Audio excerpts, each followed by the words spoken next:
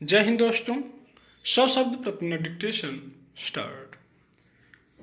हिंदी दिवस के साथ ही सरकारी और निजी कार्यालयों में हिंदी पखवाड़ा हिंदी माह जैसे आयोजन शुरू हो गए हैं। स्टॉप।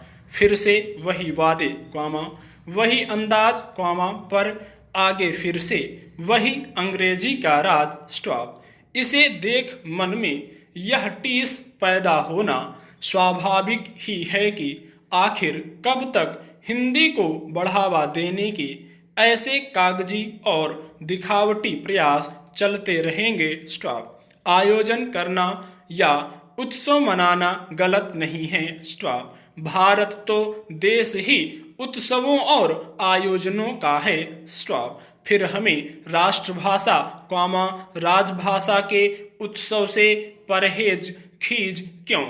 पर पीड़ादायक तो यह है कि आज़ादी के अमृत वर्ष में भी भारत की राजभाषा की बुनियादी स्थिति बहुत हद तक संक्रमण की बनी हुई है। स्टॉप। यह दुर्भाग्य ही है कि हिंदी के मामले में भारत की पूरी व्यवस्था संतुलित और प्रगामी सोच के अभाव में काम करती आई है। स्टॉप। यह भी स्थापित सत्य है कि भाषा का मामला मात्र भावुकता का नहीं बल्कि ठोस यथार्थ का है। स्टॉप। पर हिंदी के मामले में आज भी हम सभी भावुक होकर काम करते हैं। स्टॉप। इसका नतीजा यह है कि यथार्थ में राज व्यवस्था पर अंग्रेजी का राज ही कायम है। स्टॉप। सबसे दुखद स्थिति यह है कि जिस हिंदी ने अपने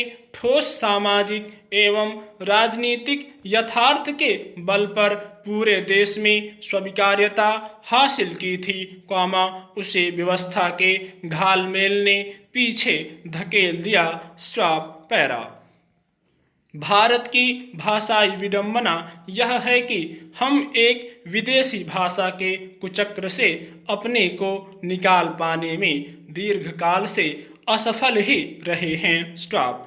दोष किसी एक को देने से क्या होगा, क्योंकि इस कुचक्र को बनाए रखने में समाज और व्यवस्था की भूमिका ही रही है। स्टॉप। हिंदी कागजों में भले ही राजभाषा बन गई हो पर हमारी आत्महीनता की वजह से आज़ादी के 7.5 दशक बाद भी यह अपने अधिकार से महरूम है। स्टॉप। यह सिद्ध सत्य है कि कोई भी भाषा अपने मूल स्वरूप में कभी भी हीन नहीं होती। स्टॉप। परंतु सरकार की नीतियों के तहत हिंदी सहित भारत की सभी भाषाएं व्यावहारिक तौर पर हीन होती चली गईं बल्कि सच कहें तो जानबूझकर बना दी गईं। स्टॉप। और एक पूरी प्रक्रिया के तहत अंग्रेजी को बतौर श्रेष्ठ भाषा के रूप में स्थापित कर दिया गया। स्टॉप। चूंकि यह व्यवस्था एक खास वर्ग के लिए अत्यंत उपयोगी साबित हुई है इसलिए इसे बनाए रखने के लिए सभी प्रकार की नीतियां अपनाई गईं। स्टॉप। क्या यह देश का दुर्भाग्य नहीं है कि आज भी उच्चतम न्यायालय और देश के 24 में से 20 उच्च न्यायालयों में अंग्रेजी के साथ भारतीय भाषाओं का प्रयोग कोसों दूर है। पैरा।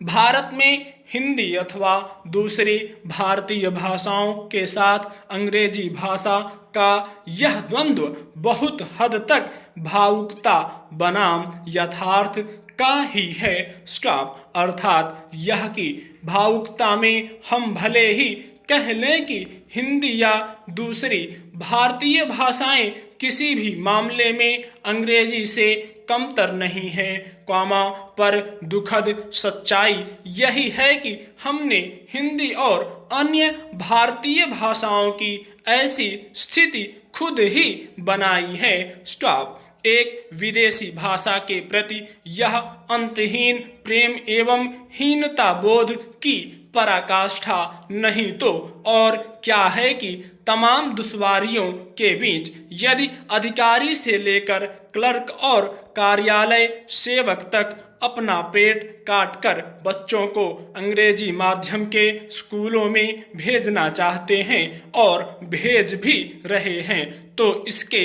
गहरे अर्थ हैं। स्टॉप। समय समय पर प्रकाशित संचार माध्यमों की रिपोर्टों से यह भी स्पष्ट है कि देश में अंग्रेजी माध्यम के स्कूलों में प्रवेश लेने वाले छात्रों की संख्या तेजी से बढ़ रही है। स्टॉप। भले ही हिंदी और अन्य भारतीय भाषाओं में पढ़ने वालों की कुल संख्या अब भी बहुत अधिक है। स्टॉप। लेकिन यह भी दुर्भाग्य की बात है कि सफल और संपन्न वर्ग के ऐसे व्यक्ति विरले ही होंगे जो अपने बच्चों की पढ़ाई स्वेच्छा से अंग्रेजी माध्यम में नहीं करवा रहे हैं। स्टॉप। यह भी सत्य है कि जैसे जैसे मध्य वर्ग या निम्न मध्यम वर्ग के लोगों की संख्या बढ़ेगी, हिंदी या भारतीय भाषाओं की स्थिति में कमी ही दर्ज की जाएगी। स्टॉप। क्योंकि माहौल भी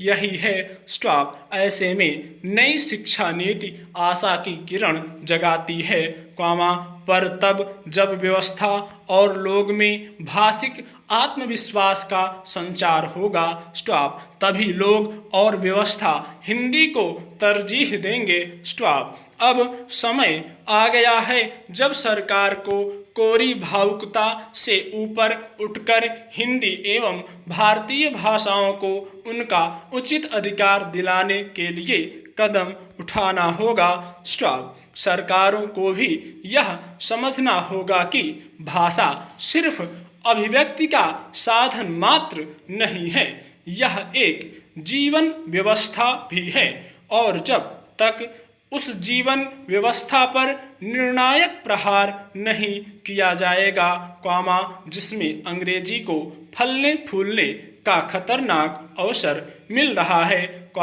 जब तक हिंदी एवं भारतीय भाषाओं के बलवती होने की आशा दिवा स्वप्न मात्र है। स्टॉप। पैरा।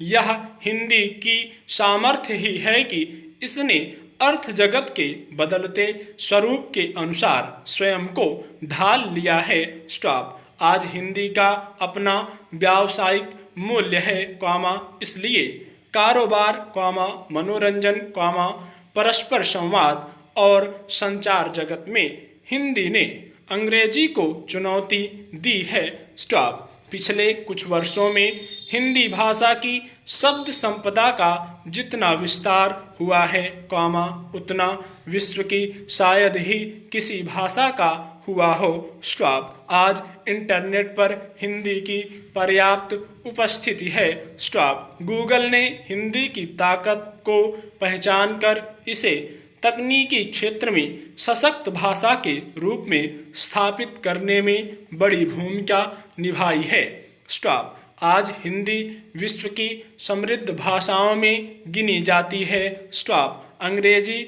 जिसे महत्वपूर्ण अंतर्राष्ट्रीय भाषा होने का गौरव प्राप्त है, उसके मूल में कुल शब्द जहां मात्र 10,000 हैं, वहीं हिंदी के पास संस्कृत एवं देश की समरूपी भाषाओं की कुल ताकत से 10 लाख से भी अधिक शब्द संख्या की ताकत है। स्टॉप। संख्या बल के आधार पर आज हिंदी संयुक्त राष्ट्र की भाषा होने का हक मांग रही है। स्टॉप। पर इसके पहले यह जरूरी है कि हिंदी को उसके घर में उसका वास्तविक हक मिले। स्टॉप। पैरा।